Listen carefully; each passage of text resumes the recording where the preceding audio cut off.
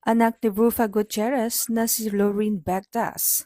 Mas gugustuhin na raw na magmukhang Pinocchio for the rest of her life kaysa magbayad ng limpak-limpak na salapi sa pagpapaayos ng ilong. Sa kanyang recent social media live, ibinahagi ng anak ni Rufa Gutierrez ang ilan sa kanyang beauty concern habang nagme-makeup tutorial. Aniya, I started calling plastic surgery offices in LA. Just curious. Oh, what would be that cost? Please guess how much these people are quoting me. $70,000. Isn't that like 3 million pesos? Excuse me.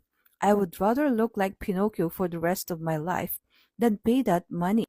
Napakomento naman dito ang mga netizens at sinabing, hala, super pretty mo na. Huwag mo na sirain. Super pretty ng mga natural and unique. Dagdag pa ng isang netizen, mabuti pa to kahit afford niya naman yan, hindi siya willing gumastos ng sobrang mahal.